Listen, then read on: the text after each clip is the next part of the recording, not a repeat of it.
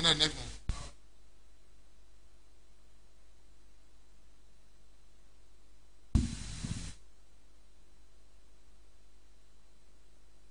you very much and welcome back to this wonderful debate. Today's February 1, 2018. As I told you earlier on, we want to welcome you back to this debate of the lower house, and we're going to be delving into citizenship discussion between the two groups, the conservatives and the liberals, this evening. Viewers, want to say thank you for being there. Keep being there. Welcome back to this section of our debate, and we say we're going to flow with the debate at this point in time as welcome on the floor as a Mwapo who will moderate this section of the debate again. Welcome, Isaac. Thank you so much, so very kindly. Thank you. It is again an honor to gather here at the 54th National Legislature and in a healthy democratic process where the exchange of views are always granted.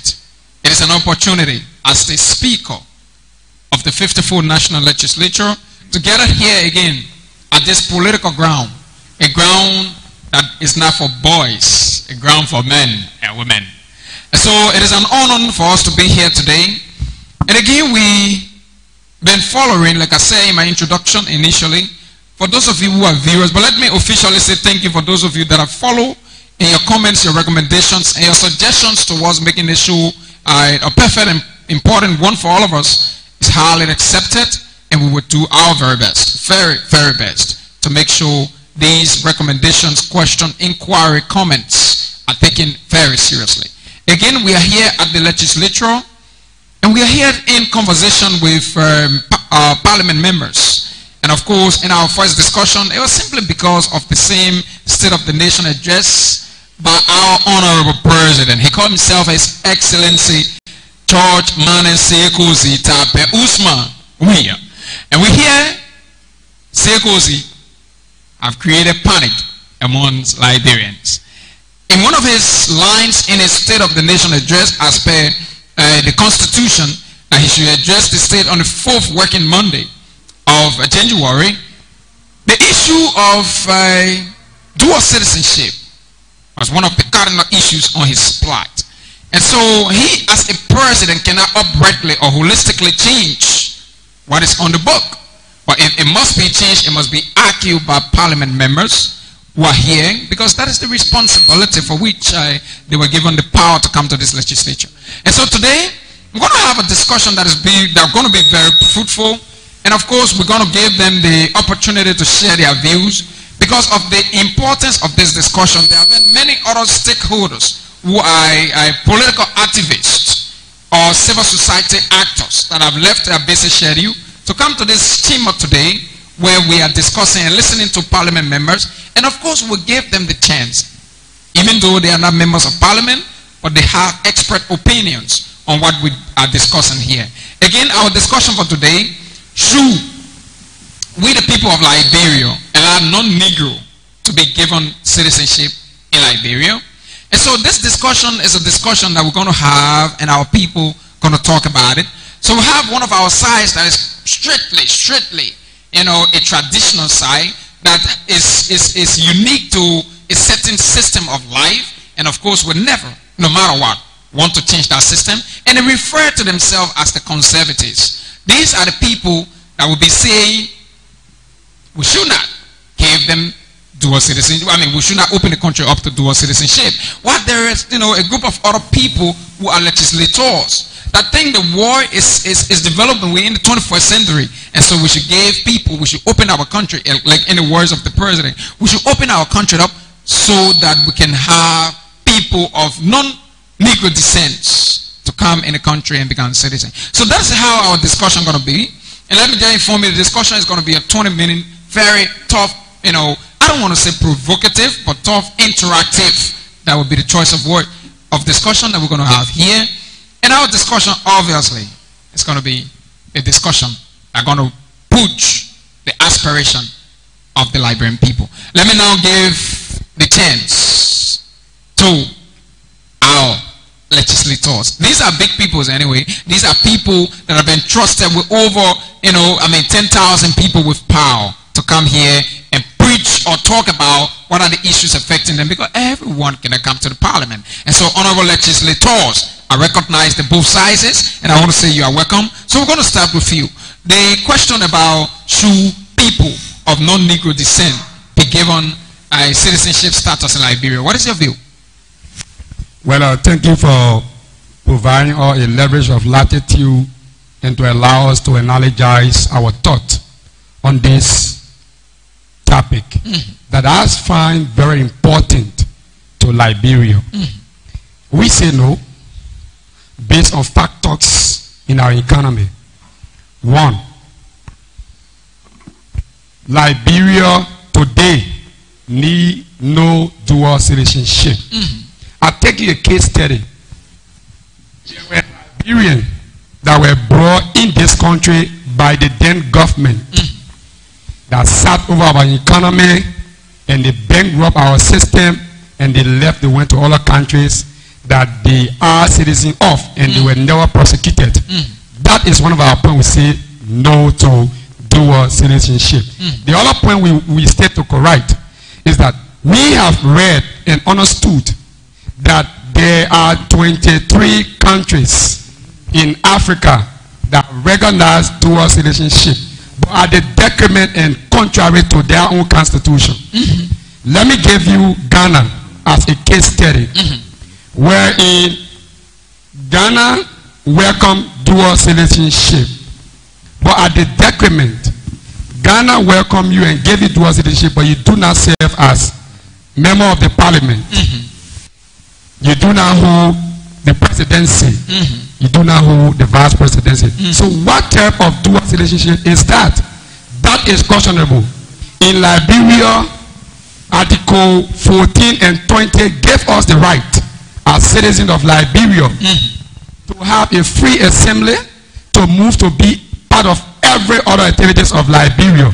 Now, how can you give Ishmael Haji family a dual citizen right and preventing Ishmael Haji family to not take positions in the cabinet? We say it's wrong. Now, to one point that I want to make very clear on this point. Economically, it strangulates Liberia.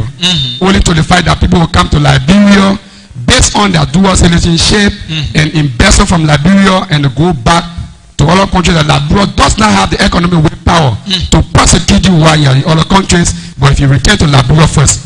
So if Haji family goes to America, be a citizen of America, only to the fact that American citizen cannot be arrested by any other national. In Liberia, we don't have that law that can prosecute people who will steal from Liberia and go to other countries and they're pretty seated and you cannot prosecute them. We say no on those factors. Another one I want to say, economically, they do not have any growth to our economy. Because one, if you gave Ishmael Haji family the courage to have dual citizenship, now, why must Ishmael Haji family have loyalty to two countries? And the Constitution says, like the Constitution says, you should have a loyalty, hold that loyalty to only a state. Why must Haji family hold loyalty to two countries? So, to whom am I going to give my loyalty? That is one point we say no. Now, Liberia, the Constitution, people say it's racist, but we say it's not racist. One point I'd like to make very clear.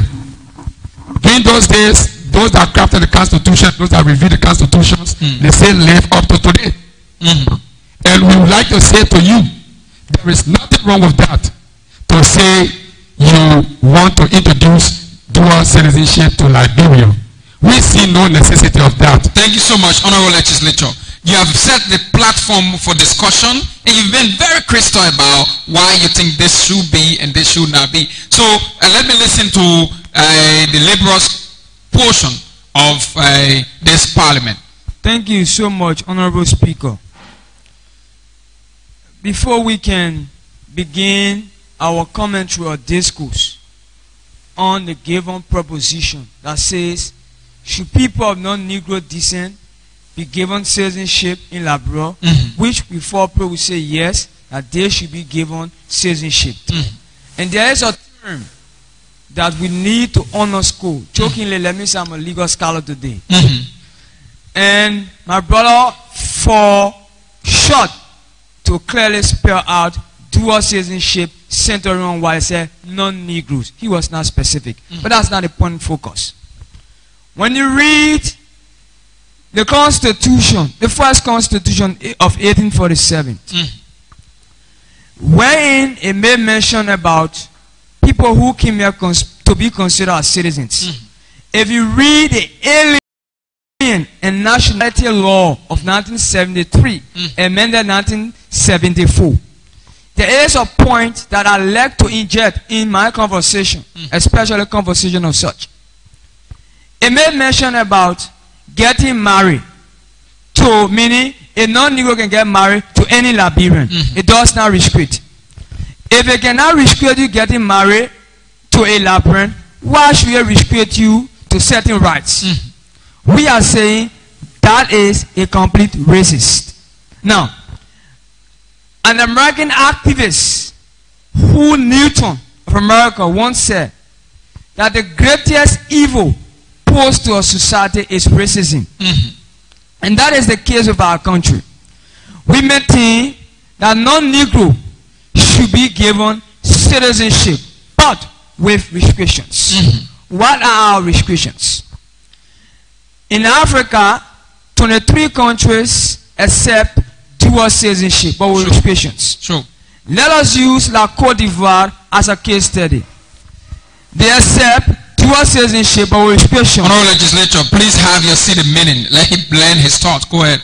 They restrict with restriction, meaning president, vice president, speaker, and deputy speaker cannot be of non-Negro, meaning only Ivorians can contest for that position. That's one of our recommendations. In 2012, an article written by George Clerkier on the Perspective, an online-based American magazine, he made a presentation to the people why they should accept dual citizenship, why non-Negro should be given dual citizenship. I'm giving you reference, the Perspective, an online-based American magazine. He said, look. Wrap up, Honorable Legislator. He said, if Liberia, as a country, can confer non-Negro dual citizenship, it brings about integration. What does that mean? There are some people in America. Let me hold you there. Let me take him. He's been standing a while. What is the point you want to raise? Please put your microphone on. Yeah, Honorable. Thank you, Honorable Speaker. A minute, please. Go ahead. My contrary argument to the brother there, why we won't be given a dual citizenship restriction? If the argument is non-Negro descent should be given dual citizenship, why should you restrict their citizenship to a specific position in government? I feel in my mind, if you will. That is an injection. That is a question to you. Why do you think you support, and even though you make mention of 23 other countries that are doing, they're giving citizen rights to non-Negroes, why do you think it should be restricted? Honorable Speaker, the Honorable Man, the reason is very simple. The reason for which a lot of people disagree with dual citizenship is just because of fear. Specifically for non-Negroes. For non-Negroes. Yeah, specifically for non-Negroes. For non-Negroes, it's because of fear. Because they believe that those people that are non-Negroes, they are coming with their finances to take over everything in our country. So now, we are saying we agree to a dual citizenship with restrictions. That is why we... His question to you is why restriction? Why we restrict it? It's very simple. We restrict which is very critical in this conversation. I agree. We restrict that dual citizenship because people will come with their culture. That is the primary reason we did them. Cultural differences. Cultural difference. Behavioral difference.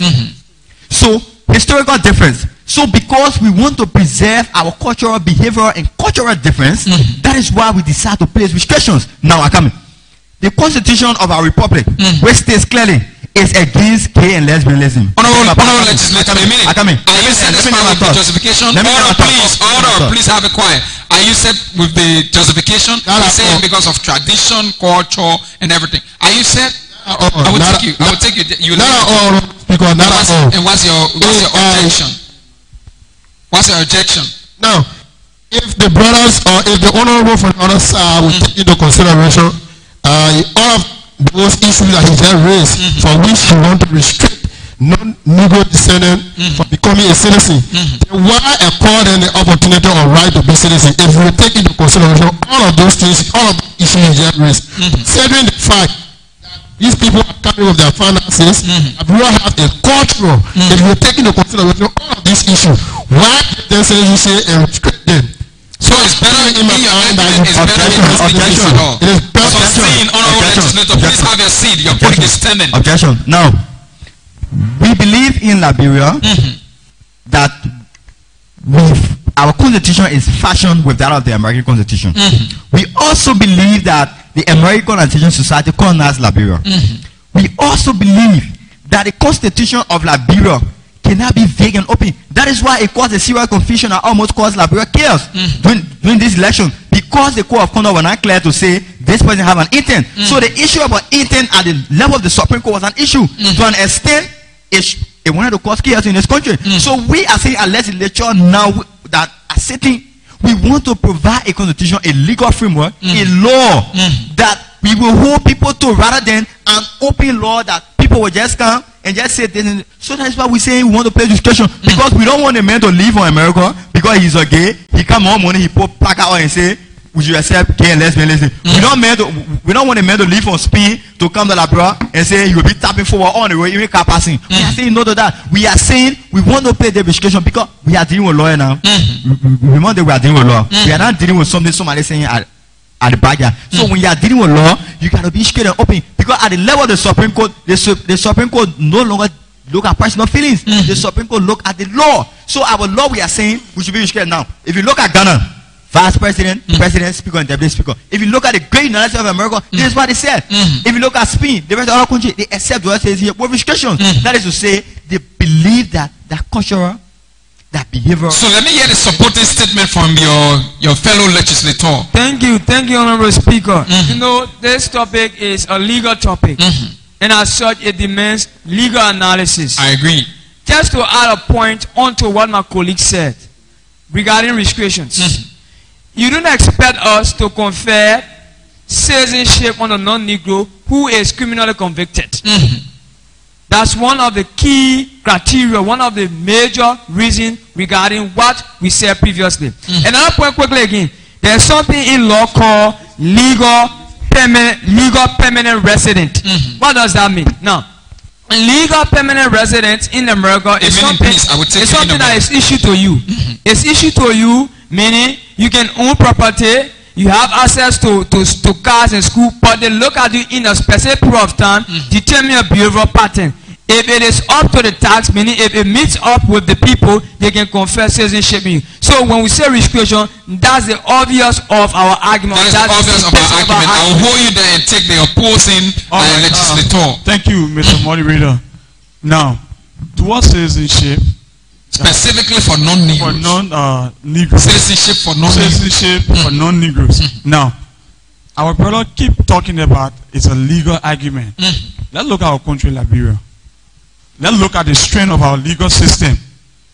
One, Liberia justice system is very poor.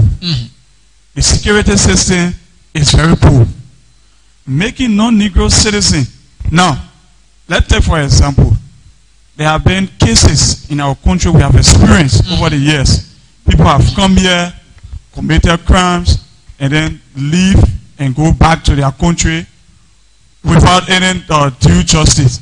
Let's look at the Ellen Crockett case at the RIA there. Today, she's yet to be seen or to be found for investigation. Because she felt that she have a link with Liberia, so she came here, had the privilege, the right, got our country money, and left from here. Now, citizenship, please have your seat,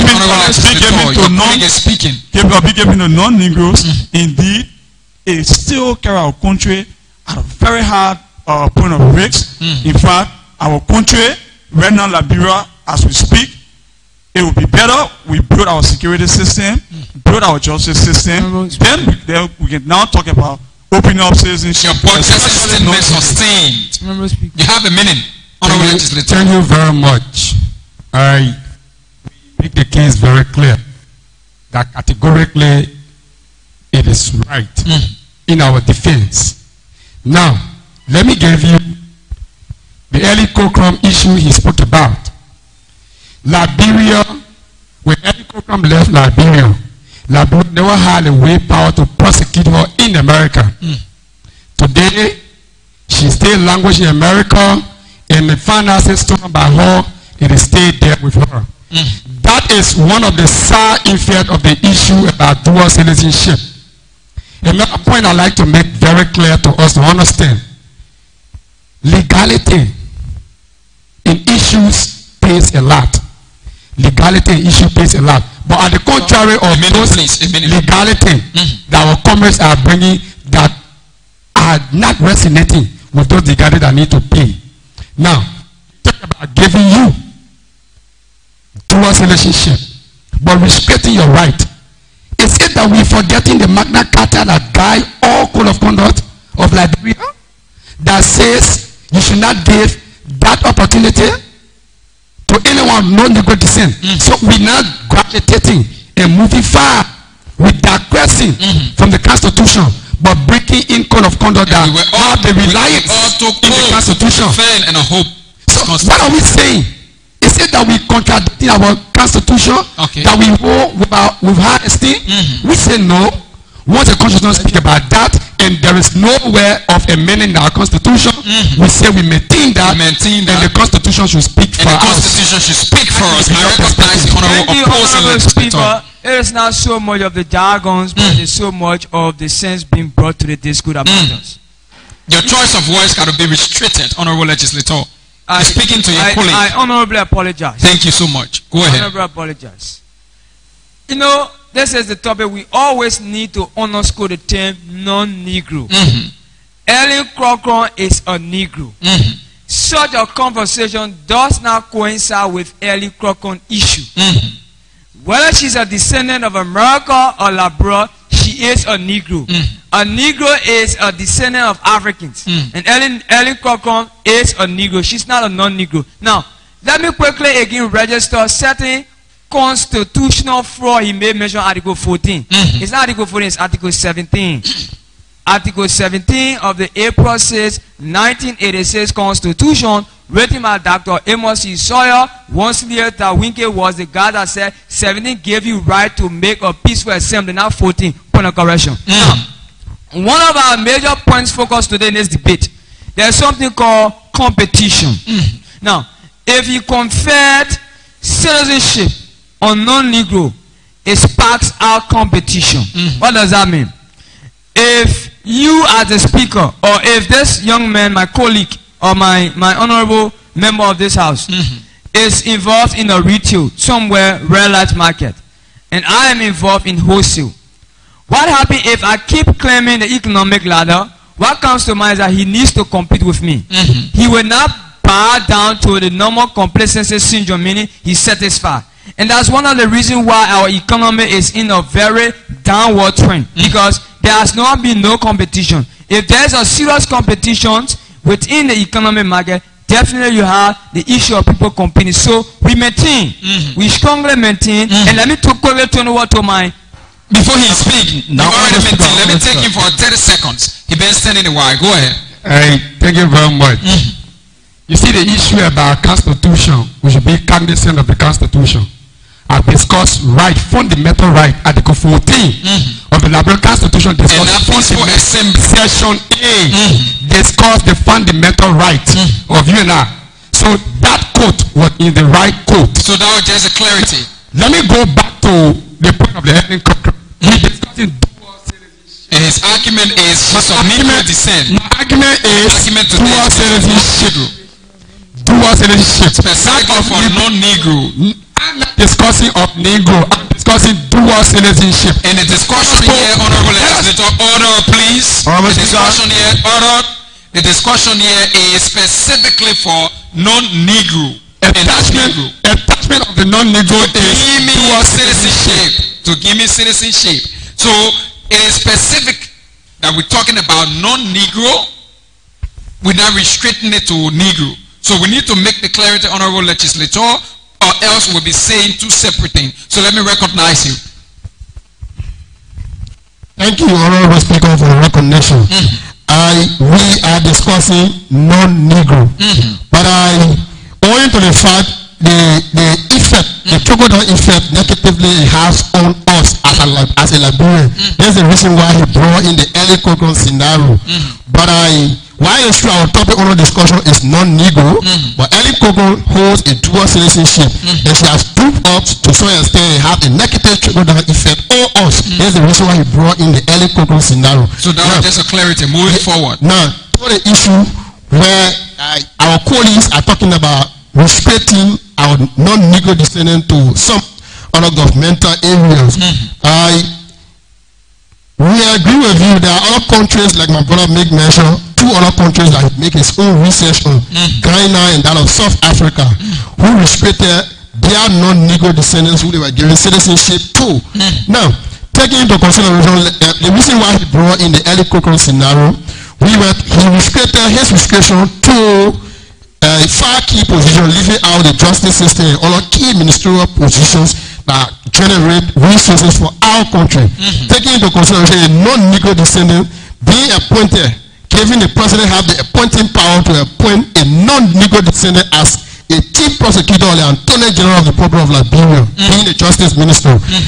You understand that people coming from the non-Negro descendant era becoming citizen will be given that right. Even if the embezzle or steal our money here, they will be prosecuted, but will be given that right by their colleagues, understanding the fact that they came from the same era, non-Negro descendant, and given the right as a citizen. Thank you so much. Honorable legislator. Our discussion here is non-Negro, which he clarified very well. To our citizenship. He clarified that very well. We maintain that. Now, if someone says, this is the Constitution, this is what the Constitution says, then it also comes to mind that the person probably they have not been reading, because the Constitution creates a referendum, it creates an addendum when the need arises at a particular point in time. That is why the 1847 Constitution was revised to the 1986 Constitution. So now we are saying, in this 21st century, we can also revise our Constitution to a 2017 revised Constitution or 2018 revised Constitution. You getting my point? So that wrap up. That's the point. Now, a person being. Thank you so much, distinguished ladies and gentlemen. It's been a wonderful time here again at Capitol Hill, where the House of Legislature is. So we're here discussing serious critical matters here. And like I said to you, this issue of non-Negro specifically, gaining citizenship status in Liberia, have been a serious controversial issue. And so this debate amongst lawmakers have been seriously marked by the involvement of civil society actors and that of youth and students activists. So we have them here. They've listened to the argument. They listen to the separate views. And like I said, before starting this section, I told you that the fact that they are here, we're going to afford them the opportunity. If they have any expert opinion, we're going to afford them the opportunity to be able to make their expert opinion before we listen to our adjudicators. So distinguished ladies and gentlemen, do we have any? Okay, thank you so much. I recognize you. Good evening. Standing before you, my name is Alfonso Davis. I support the far right who says that we should not permit those people who have dual citizenship. My brother spoke here from Kitmore. It's disheartening that we have to get those guys a dual citizenship. Our people, the first thing we should be thinking on right now is the government should be strong, put their feet on the ground to defend the people of this nation. And I support them if you're giving them the right, like the issue of Saint Darby, we have our people there. We have one young guy, the Madam estate they have there, which the estate was to be 5 million. They brought an expertise where we have a Liberian who have construction company. They left and brought somebody from Malaysia who was able to construct the place. As I went there, if you see the place, when you're reading the place, it's messed up. How can these people, the other people will leave and go to their country and develop the bar houses and renovate their houses? Then you come here, we give you ground where we'll give you land and other issue, and go and misuse our people. You go you call another place King Jaw. Why you have Liberians struggling before you go to the gold mine? You had to use skin tag before you go and do the gold mine. At the end result, you got people with arm. Why will Liberia government accept to give the people a squatter or even a dual citizenship? The Liberians themselves, when you love this country, we can develop this country. Thank you. Thank you so much. Like I said, expert opinion. Anybody from this side that we're going to take on this issue? Okay, so it seems like everyone. Okay, a minute. We'll take the final person, and then we bring this section to an end. Yes, I'm Romel Keto, talking from this argument. I support the thing that said that we shouldn't give our land, because I got family Lima, my husband got family Todi, and I got 7 living children. I will not suffer, me and my husband will suffer to get our land that is on the farm that my father left for me, my great-grandfather, that we land. So if I leave it with my children, it will become fight. It will become brother will go against brother, sister will go against sister. Some people will want money, some people will say that we don't want to sell this land. So I support the group that said, the legislator that said, we shouldn't sell our land, because we got children, we got our land that we suffer for our children. We send it to school to learn, to develop it. I think there is time that will come, this country will be developed if we give our children more education and we send them and we stand by them as parents. I think it will be fun. The land will be developed. Thank you so much. This is becoming very interesting. Good evening to all.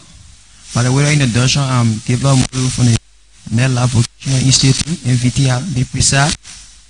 For me, I do support the people that say that non-Negro should be citizen for the inner sense. For instance, if you look at our forefathers, someone had lot of lands, acres of land, but there is no development that is going on that land. If you look at the rural side, people have more than 50 acres, and land is just waste. Like what the Chinese always say, they always say that wetland is not a wasteland. If you look at the Bushel House land, the land here there, we got a lot of money people in this country, a lot of Liberians get money, but they are not willing to develop on that land. And for the non-Negroes, some of them got the opportunity to develop, but they are not giving the opportunity because they are not very out of citizens of this country. So for me, I do accept the people of this country their own development. Thanks. And this is the essence of these kind of discussions, so that we have a platform where people can agree to disagree. Now that we've listened to the different parties, now they have agreed and some of them are disagree respectfully. This is a house of men, like I said, and women. So at this time, distinguished colleagues, as the Speaker of the 54th National Legislature, I therefore join this section and turn over the mantle of authority to our panelists that have been listening to the separate discussion to give their impression and their view. Thank you so much.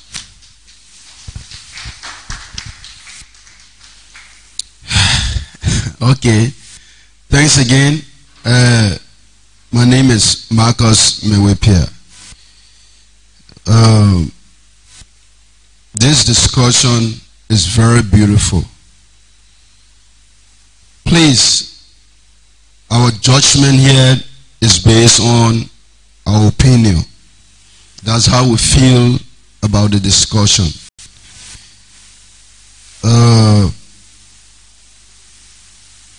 the both sides did well. But I found it difficult to understand from the laborers. The conservatives asked so many questions, but those questions were not answered to my satisfaction. The question is, why don't you want to pledge your loyalty? Or why have you decided to pledge your loyalty? Now, in the United States of America, when you get there, you got what you call, they accept dual citizenship. But when you go there and decide to be an American citizen, you deny your citizenship of the country you come from, and you become an American citizen. Now, your loyalty is to the United States of America. So while you are there, before you get a green card, you are a citizen. You understand?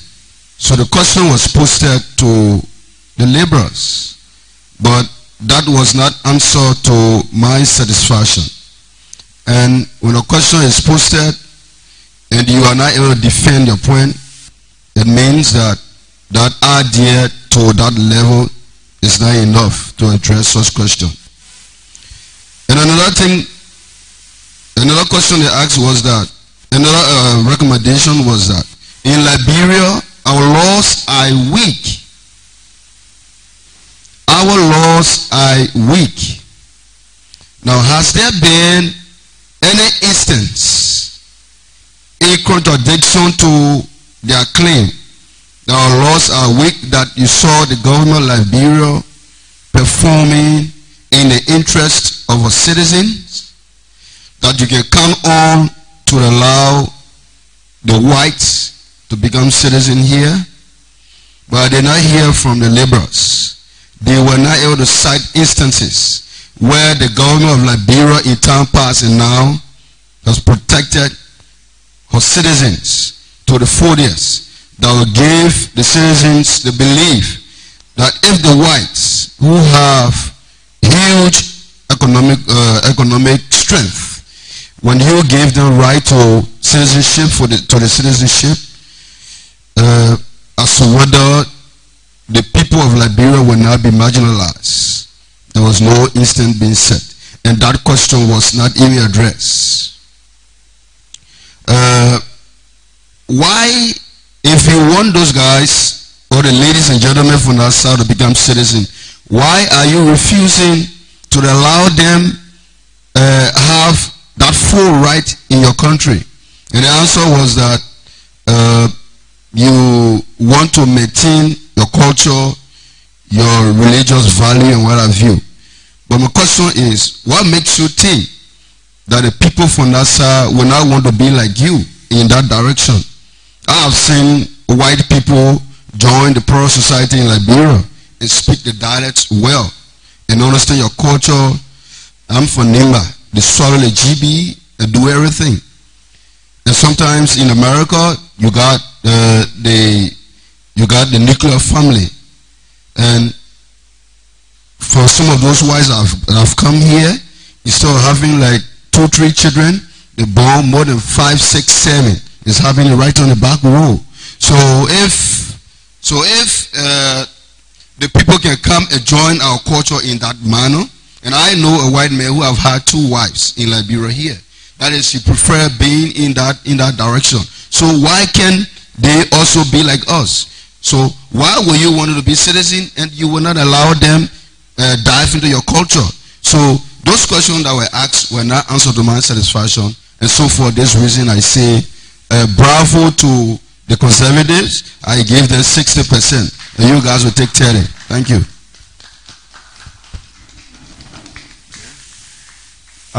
I am Musa M. Kamara. The topic we discuss, the topic that was discussed by the lower house, why should non-Negro be given citizenship in Liberia? And was hugely discussed by the lawmaker. One of the lawmakers, Mama C, he made it on it. He talked about it. But then, what confused me a little bit, I observed the other guy from the other side, the other lawmaker from the other side, which from the conservative side. Both of them were discussing, giving example. And in the example, I heard put on Negro, Negro. So the topic was later changed, Negro, Negro, Negro, Negro. And I later noticed that they were supporting the guys from the other side, because if the guys are discussing non-Negroes and you discussing Negroes, then we have two topics. That was one of the errors they had, because you have to be a good listener before you discuss the issue.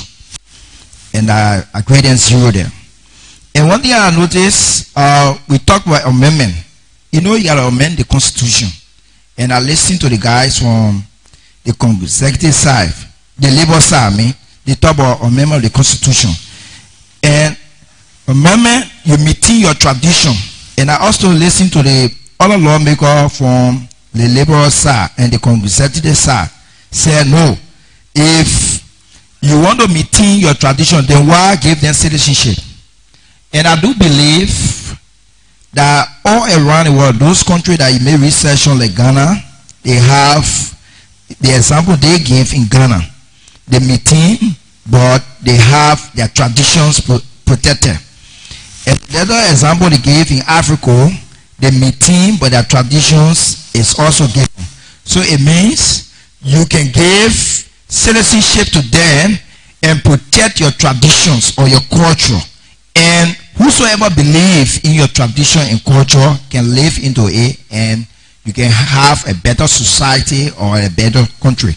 And you can also help when the two partners you are discussing, the white guys will take a while and fast and get a citizenship, they will not respect the right of our people. I believe that has been the weakness of our leaders. Because if you have a good leader, you protect the right of your people. And even if you get citizenship to someone or white man, you still protect your people, because you know where the right of the white man stops is where the right of your people begin. Now, in the process of grading, because I grade them, the conservative have 18 and the liberal have 30 points. That's how I grade them. So thank you for giving me this time to participate in the program.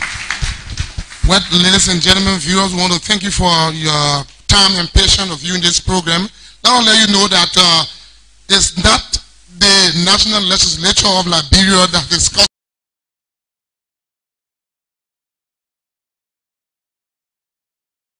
Welcome to another edition of the Lower House Debate. This debate is sponsored by the Tama Media Services, a service that provides several media components to include this edition of our Lower House Debate this evening, February 1, 2018, here in Monrovia, Liberia. This evening we're going to be looking at a discussion on whether it is necessary for non-Negro descent to own and or buy land in Liberia at this point in time. We now welcome you to this section of our debate and ask you to keep tuned as we welcome on stage our moderator, Active Mwabo, who will take the stage from here there on. Welcome, Mr. Moderator.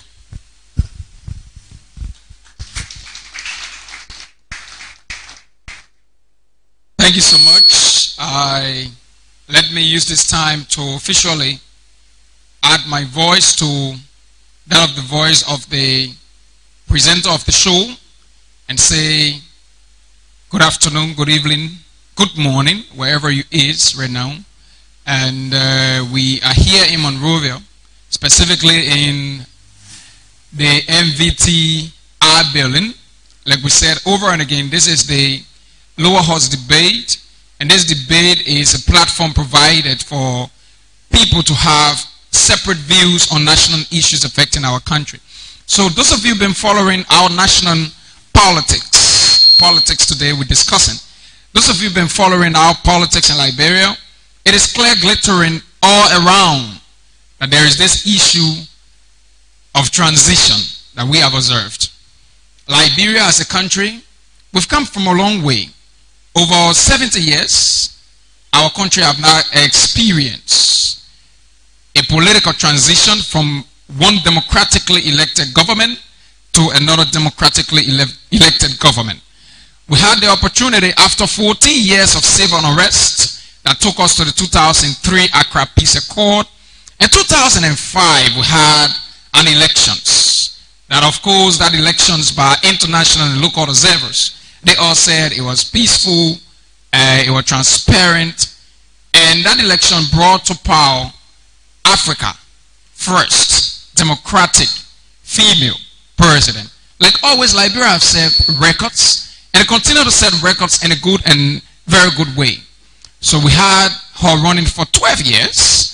In 2011, she also had the opportunity to go to the polls and again defeat one of Liberia's best, Mr. Winston Totman. I'm saying all of this to give you the impression of where we've come from, where are we now, to give parliament members the opportunity to debate on critical national issues, as those are the issues for which they have been elected by their people. In 2017, the issue of elections have been a real critical issue. After over 70 years of no transitional elections, we now have the opportunity to go to the polls.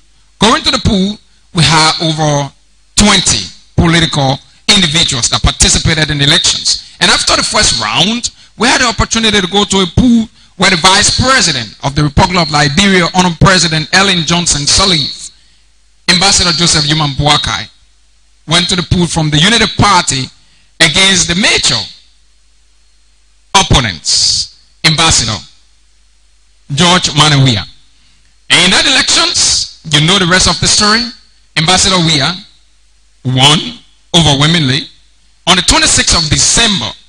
And many call that day the Boxing Day, as a day that brought Liberia new president. So distinguished ladies and gentlemen, since his installation on the 22nd of January, he had a wonderful speech delivered at the famous Samuel Kayadu Sports Complex, and by constitution, he's responsible to present his State of the Nation address before the legislature, which he did. And this State of the Nation address, distinguished ladies and gentlemen, those of you that have not been following Liberian politics, have been categorized by a lot of controversy, like I say. You know, so the controversy all came with his own pronouncement about non-Negro descent having the opportunity or given the rights to have, you know, access to purchasing and owning land, and as well as this issue about dual citizenship, something that former President Ellen Johnson Sirleaf had the opportunity to back and forth forever and could not pass. So they have created panic amongst Liberians, locally, internationally, to all of the different intellectual centers. There have been discussions surrounding this land ownership and that of this dual citizenship. We are unamended as a house of legislature of the Liberian people, specifically the 54th National Legislature, to bring to you, honorable parliament members, those that will be sitting here today, to talk about the merits and demerits of the essence of having non-Negro descent given the right to buy or own land in Liberia. What does it mean for us as a country, and what, you know, the improvement it will bring to us. So, ladies and gentlemen, I'm honored to serve as your moderator. My name is Isaac Mwapo, and I'm here. I'm also the Speaker of this Parliament. Independently, I will listen to the view of my different legislators who will inform me of my decision moving forward as I represent the 54th National Legislature. Today, if you're just joining us, let me remind you that our discussion, our first discussion, is centered around Liberians. Our discussion is centered around whether we should allow non-Negro descent to be given the rights to buy or own land in Liberia. So you'll be listening to the cross-section of views from our parliament members or from our legislators who will be giving you what they think about it, because those were the reasons why their own people in their different constituents elected them. Without saying much, let me now ask you to invite your friends, your loved ones, to come and join the show. This will be a very lovely and interactive time. You also have the chance to also drop your comments. It can be question, it can be inquiry, or whatever it is, and we'll read it out here so that you have the opportunity for your voice or your voices to be heard as well. Honorable ladies and gentlemen, I now present to you the lower house where we are today discussing. And again, our discussion is, should non-Negro descents be given the rights to buy or own land in Liberia? We'll listen to our first legislators that are arguing, and they are arguing a side which they will obviously defend, uphold, and maintain. You have my honor.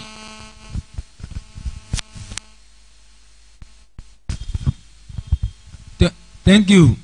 I'm Honorable Mohammed C. I represent the lower house, and I'm also from the conservative angle against the proposition, should people of non-Negro descent be given the right to buy and own land in Liberia. Permit me, honorable members and speaker, to firstly take away keywords from such a proposition or topic. Underscore the term non-Negro. According to the Wikipedia, non-Negro refers to those who are not of African descent. According to the Merriam-Webster dictionary, non-Negroes are also those who are not of African descent. Fast forward to the key point. Should non-Negro be given the right to buy and own land in Liberia? We are saying no, they should not be given the right to buy and own land in Liberia. Firstly, let us trace the historicity or the formation of our country, Liberia. Our country, Liberia, gained independence in 1847. July 26, 1847. We have had various forms of governance, ranging from colonial period where you have the agents, 1822 to 1839, 1839 to 1847 having the Commonwealth period headed by governors, and from 1847 to April 12, 1980 considered as the fall of the Third Liberian Republic. But there have been much more concerns. The concern has been what has been the economic gap, what has been the people participations in the governance or in the architectural process of our country in terms of decision-making process.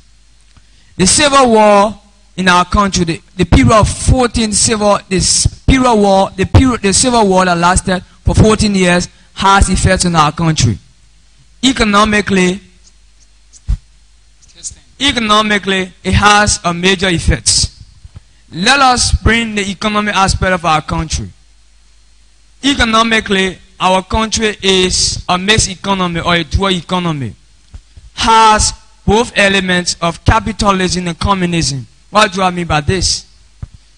Private investors to some extent operate, and government to some extent has interventions to make the economy. Bringing our people into the land, meaning the Liberian people, who control bulk of the economy, dominate or dominantly controlled by the Lebanese and the Indians that we consider non-Negroes. Let us look at the gaps between the non-Negroes and the Liberians. There's a huge economic disparity between the non-Negroes and the Liberian people, meaning we the people on grounds. If you are to allow or give the right to the whites or the non-Negroes to own land or to buy land in our country, it is not going to be good for us. Now, why, Honorable yes, Legislator? it's not going to be good for us. Why? The president, in his first inaugural message, he said, Liberians are not going to be spectators in the economy. What does that mean? Liberian businesses will be in power. Liberian businesses will be given the capital, the upper hand to compete with other people in the economic sector. And people in the economic sector refer to the non-Negroes. Now, the issue of retail and wholesale comes about. There's a big economic gap. Honorable Legislator, you are recognized. A minute, please. Okay. All right, thank you very much. My name is Honorable Lloyd J. Peewee, a member of this lower house. I listened very well to my fellow comrade from the conservative side. Now, you just spoke of a point that buying or giving the right to non-Negroes to buy land is going to affect our country. Let me tell you this. Looking at Liberia right now, our status economically, Liberians are very poor. And we have a very, very big space in this world called a land called Liberia. Now, if you want to deny people you refer to as non-Negroes, let's look at the term non-Negroes. He tried to define it from his own Wikipedia. That word alone, the terminology alone, is sound racist by itself. And racism right now is an act that is being preached against all around the world. If you are even a fan of soccer games, the one we call football, our black brothers that are in America and some part of the world, for every time they try to call them, you black men, you black this, you African this, the crowd sometimes file complaints to the world for governing body, the football governing body. So they should not be, according to him. How do you think they should be, Honorable Legislator? Thank you. If you give the opportunity to those we refer to as non-Negroes who come into your country, it helps, it brings development. One. Wow. Now, let's take for a typical example. I hail from Lofa.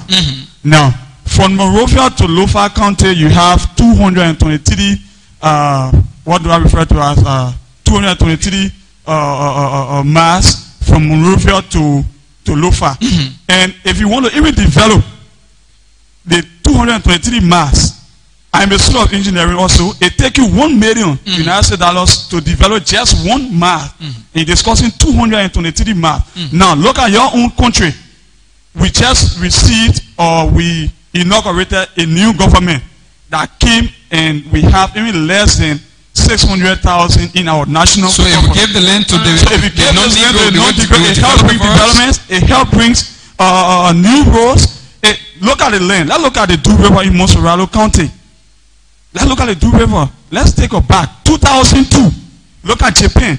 Japan hosted a World Cup where indeed this World Cup, there were stadiums being built over the ocean because there were no land space. Do you know how many free lands we have? A minute, Honorable Legislator. 1 minute. Speaker, regarding the point, he has made a debate very substantive for us. And that is why we are here. And I come from an economic analysis. He made mention that our people are poor. And let me bring Karl Marx and Friedrich Engels into our argument. Karl Marx and Friedrich Engels were two foremost economists. They were arguing against capitalism. Now, capitalism is wherein the rich gets richer and the poor gets poorer. Now, using our country as a case study, our people on grounds are poor, and the white people, or the non-Negroes, are already rich. If you give them the access to land, what will be the economic disparity? It will be a very huge disparity. What we are saying is that non-Negroes should not be given the right to buy and own land in our country. Now, let me also recommend. So what would that mean for the commoners in Liberia, Honorable Legislator? Is that what you're saying, that ordinary Liberians will not have access to land? Ordinary Liberians will not have access to land. One, because it now becomes something like an economic market. What do I mean by this? Meaning, I have the upper hand, meaning I'm going to purchase from you. You cannot even sustain yourself. And let me bring. So you cannot even sustain yourself. Let me hold you a minute, Honorable Legislator, and take the Honorable Legislator from the opposing political party. Thank you very much, Honorable Speaker, for affording me the opportunity to have my view heard on this platform. Whether the brother regularly said that Liberians are poor, and we want to gravitate from being poor to another status.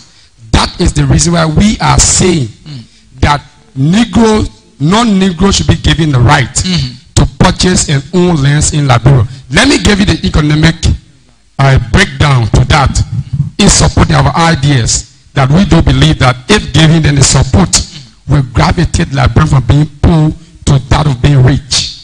Now, I did a case study and I studied 2 different countries in Africa. We talk about South Africa, we talk about Ghana. Now, they have laws when it comes to the issue of Negro descent. They got laws to that. They have given the right to Negro descent, none of Negro descent, to have the right to purchase land in Ghana, to have the right to purchase land in South Africa. But the terms and conditions apply. One, they talk about the entrepreneurship, that is the 25%. We call it Liberia want to introduce 25%. But they have introduced what we call it 35% entrepreneurship. Now, the entrepreneurship serves in a term wherein if you are of non-Negro descent and you came to South Africa and purchased a land in South Africa, now, they give you 2 things. One, they give you infrastructure development. And that infrastructure development comes through your economic willpower. And that brings what we call employment to those that will not be employed. So for the case of Liberia, we were afraid during those days when our forefather thought that we never had a political will, we never have the strength, we were not independent nation. So they were afraid that if you give the right to non-Negro descent, they will own all that they have. But now that we have reached the peak in life, where Liberia is no different from other countries around here that have accepted that, Liberia should follow suit, because you will bring economic development. Let us go back to a minute, honorable legislator. Let me listen to you. Honorable Speaker, Honorable Mohammed Kone, and you know, when we turn to discuss legislation that will affect the country, not just us, because maybe we can afford, but I believe the masses cannot afford. Now, the problem of Liberia has never been the issue of owning land, or non-Negro owning land. The issue of Liberia has been the governance structure. The government of Liberia have many sources or means to see how best it can develop its own country. Now, I give you the example of Singapore. There is no foreigner or someone who is not of Singapore. Now, I draw this analysis to mean because we believe that Negroes, from the liberal view, they believe they are Negroes and they want non-Negroes in a getting land in our economy. Now, for the country called Singapore and the Netherlands, they don't agree on that. Only citizens that are from the Netherlands is granted to own land. So it tells you that Singapore is one of the world's most developed countries. That is one. A high educational structure developed. Now, so if you are telling us that those non-Negroes, let's agree that you have 1,000 Americans coming to Liberia to own land. Now, land only in Liberia have been a problem. Now, if you were to look in the Grand Cayman County saga now, where the Justice Minister Frederick Cheru, he went there and he cautioned those people that the prime giant in Liberia, they lease the land from these people. They have refused to pay the benefit of these people. They have caused a chaotic situation. How much more about us allowing them to buy the land? So just leasing the land. If I understand you, just leasing the land. They have caused chaotic situation for us. How much more about buying the land from us? Now, there are a lot of other people who are non-Negro, the Lebanese, the Joe Hada. He has married a Liberian woman, for example. Now, he comes and lease a land from a particular group of people, use a cash, go to the court, and marginalize those people because they are poor. Our economy says we are living on less than $1 a day.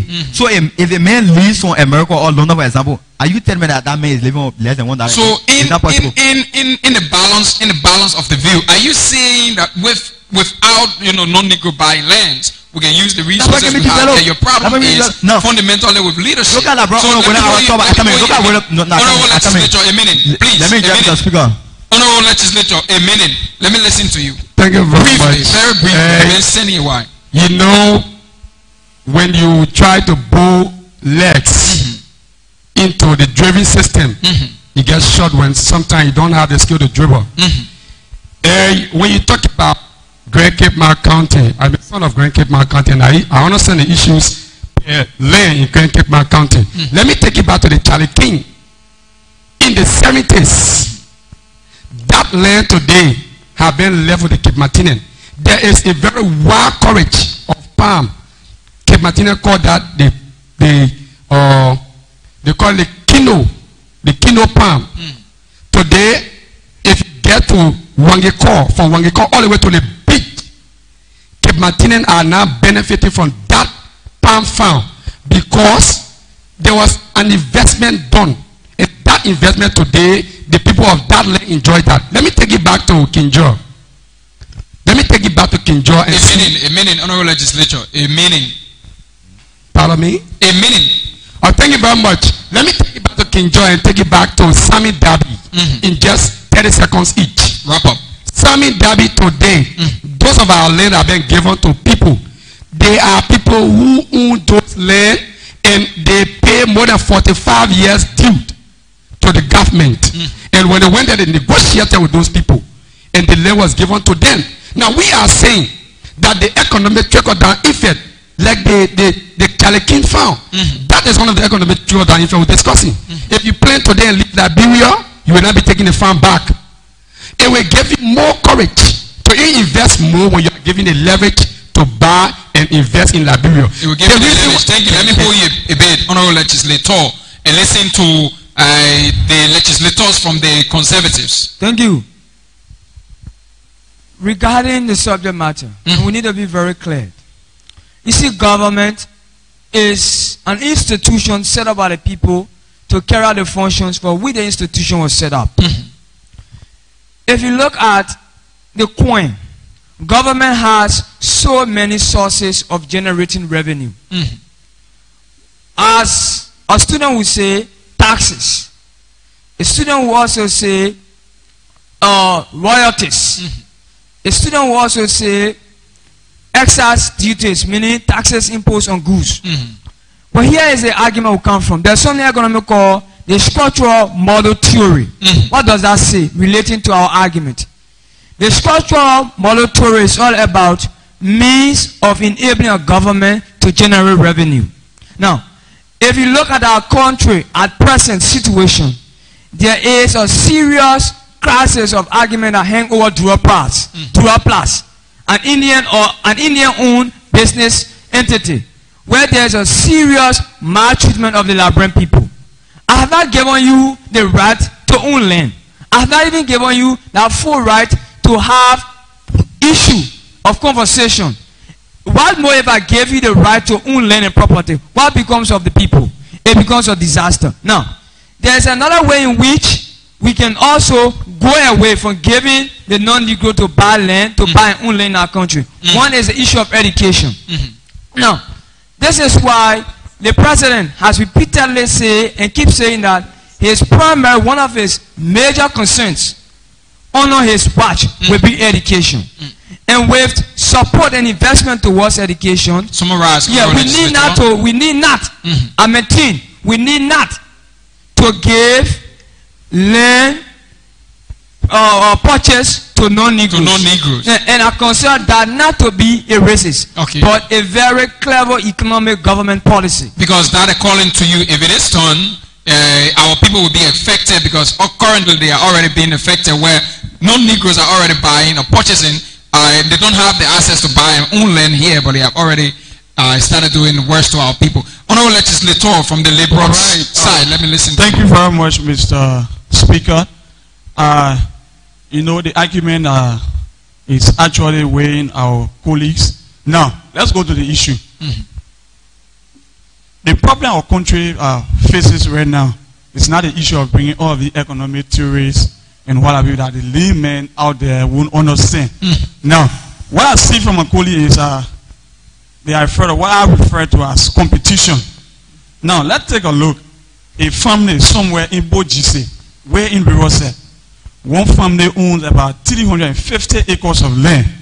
This land has been existing when our great-grandparents were living, non-developed. Their grandparents came, the land is still there, non-developed. They are there. And I believe this particular land will be there. It will be non-developed. Their children will come. Their children's children will come and will not be developed. Now, if you try a minute, please have your seat. Honorable legislator, please have your seat. Continue. This land, if you give the right to non-Negroes to buy land, all you have to do is, if this government for which we represent the commoners really meant good for our people, let's put into place good laws. We also some of the broker deeds that have been in past governments giving lands to Indians, Lebanese that he spoke of. We understand the kind of agreement. Look at the Fire Soon land. Look at the acres of land Fire Soon is covering. Because our previous government probably did not set summarize, please have your seat. Just around 1 minute. They did not put into place the right laws to affect positively our common people. Now, all you have to do, give the right to the people, but with a particular minute. You heard my colleague. A particular minute, like what your colleague said, there must be restriction. Let me listen a minute, please. So that you can have competition. Let me listen to a buttress view on the liberal side. A buttress view. Thank you very much. You know, when we talk about law, we talk about government, we talk about state.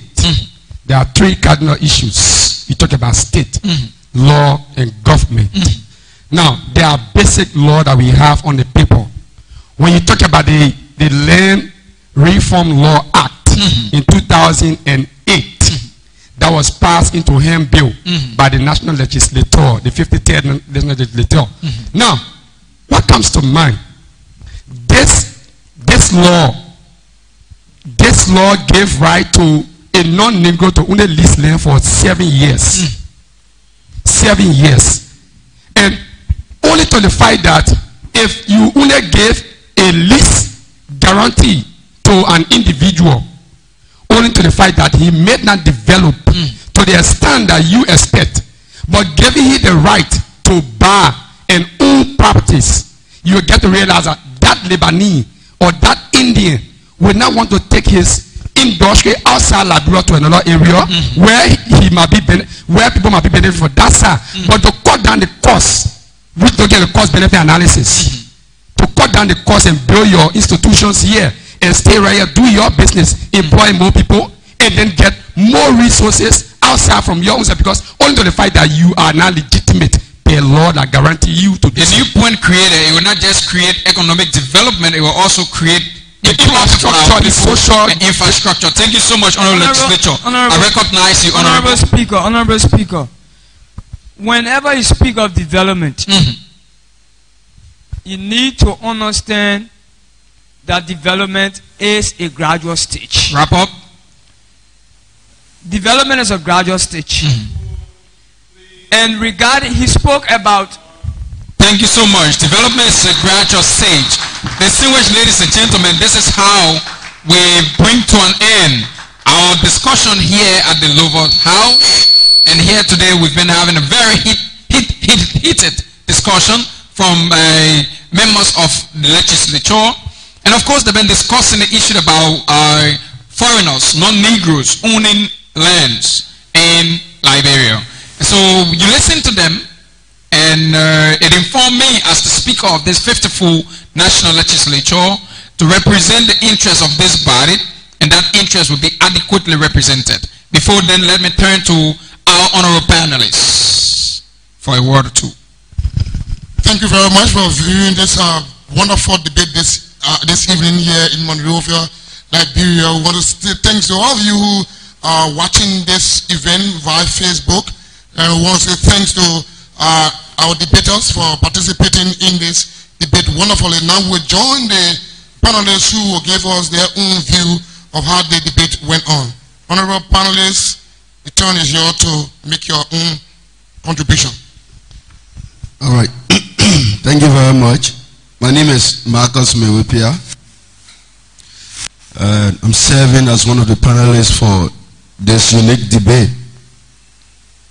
Well, the debate was splendid, and actually we were able to obtain some knowledge, something we have not heard before, and some interaction has been taking place between citizens and investors, and we see it as a good one, and thanks to the organizer. Well, for the conservatives, I understand that probably it could be that they are new lawmakers. So the rules were not followed in totality. But as it relates to their argument, the issue about land purchase and how it benefits the citizen is highly economical. And so in such a discussion, you must have some economical knowledge to proffer your argument. And I understand that the panelists from their side had the leverage from the economic standpoint. And so in more instances, they were able to set example on the marginalization of those foreign dealers or the foreign investors on the citizens. They made mention of citizens being marginalized at the Dura Plus and other places. And if you ask citizens in the Republic of Liberia, sometimes you hear, if you decide to do an opinion poll, you hear them saying such a thing. And so their argument actually went in the right direction. And so because of that, I was able to give them 50%. Now, for the guys from the liberal angle, they were much more cognizant of the rules and regulations. They were properly diving into the issue. But then, after they have told us that shedding our land is beneficial to us, they were not able to categorically tell us what the Sand Derby has done for the people of Liberia or the people of Cape Mount. What has the people of Liberia benefited from the people of Firestone or the organization called Firestone?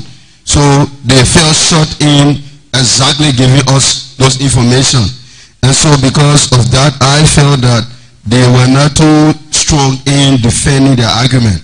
And so I gave them 25%. Thank you very much.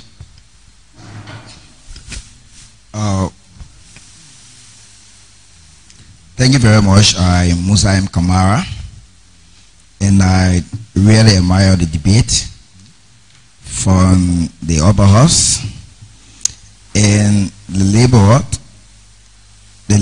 and the ESCON debate was fun, but that those that stood that the debate, they said that the land shouldn't be sold to the non-Negroes. And what I took from the first speaker, he stood and he said, yes, if you give the land to the Negroes, the non-Negroes, they will marginalize our people. And he gave example. And the example was good. He defended why he denied the non-Negroes receiving our land. That was excellent. And the second speaker gave the example of Cape Mount County, in which I gave me a grade upon that, where the white people deny our people for their pay and even treat our peoples on the farm. Then I went to laborers. The first speaker tried, and the second speaker spoke pro, and the first speaker came second again, and he couldn't defend because he gave an example. But in giving the example, he gave a bad latches to himself. So the laborers got 40 points, and the executive got 70 points. So I admire the debate from the upper hall. Thank you for the debate.